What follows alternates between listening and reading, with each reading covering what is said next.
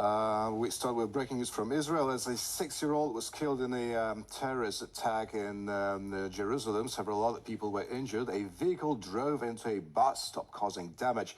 According to recent reports, medical crew provided first aid to the victims of the attack, and 4 other people were brought to safety to local hospitals for treatment. According to local police forces, this is an escalation of terrorist activity in recent days. And now we're joined by Israeli journalist Haim Smirk. Hello.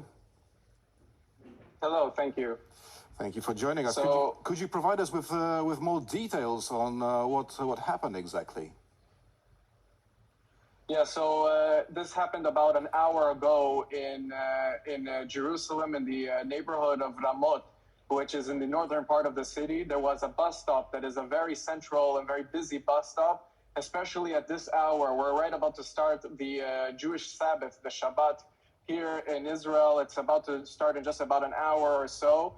A father was taking his children to the bus stop that was going to go, we don't know exactly where they were going to be going, but they were heading to be guests at a Shabbat dinner somewhere in Israel. A terrorist that is 31 years old, his name is Hassan Karaka, He is 31 years old. He's from the neighborhood of Isawiya in East Jerusalem. He carried out the terror attack. He was in a blue Mazda. He ran into the bus stop. Right now we're receiving information that there is 2 dead. A child, 6 years old, died, declared, yes, 2 dead. A child that was 6 years old declared dead on the scene. Another 20-year-old declared dead when he arrived at the hospital. Another 5 children, another 5 people are currently in critical condition in different hospitals. We don't know their situations as of this moment. We do know that most of the injured are part of the same family. And we know, as you mentioned, this has been going on in a rate of terror attack after terror attack in the last few days, escalation after escalation that has been going on. Yeah, but what makes the authorities certain that it was in fact a terrorist attack? Again, because, well, is the perpetrator somehow connected with terrorist groups or something?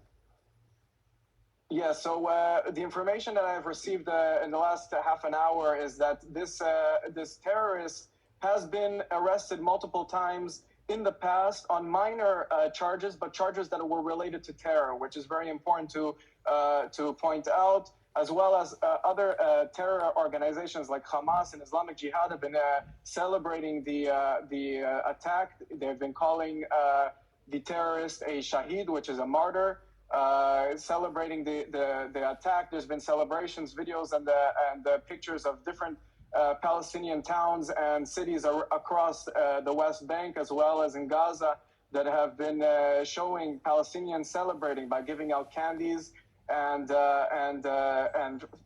fireworks as well. In the beginning, of course, there was it was not sure whether or not this was a terror attack. It has now become very clear.